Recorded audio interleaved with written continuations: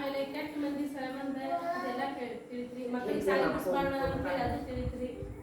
ಸಣ್ಣ ಮಕ್ಕಳಿಗೆ ಹುಷಾರ ಅಂತ ಅದು ಒಂದು ತಿಳಿತ್ರಿ. ಗಂಡು ಮಕ್ಕಳಿಗೆ ಹೆಣ್ಣು ಮಕ್ಕಳಿಗೆ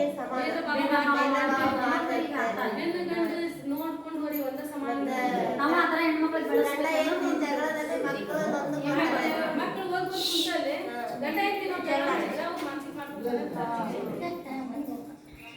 ನಾವು ಚಂದಿದ್ರೆ ಯಾರು ಕಳಿಸ್ಬೇಕು ಬೇರೆಯವ್ರ ಜಗಳ ಮಕ್ಕಳು ಕಳಿಸ್ಬೇಕು. ಹೆಣ್ಮಕ್ಳು ಮಕ್ಕಳಿಗೆ ಏನ್ ಎಲ್ಲಿ ಮುಟ್ಟಿದ್ರೆ ಹೆಂಗಂತ ಅದನ್ನು ತಿಳಿಸ್ಕೊಡ್ಬೇಕು ನಾವು ಮಕ್ಕಳಿಗೆ. ಒಳ್ಳೆ ಗಂಡು ಮಕ್ಕಳು ಯಾವತ್ತು ಹೆಣ್ಮಕ್ಳು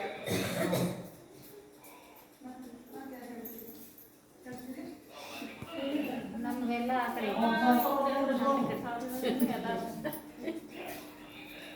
ಎರಡು ಸರಿ ಸಮಾನ ನೋಡ್ಕೊಂಡು ಹೋಗ್ಬೇಕು. ಗಂಡು ಹೆಣ್ಣು ಎರಡು ಸರಿ ಸಮಾನ.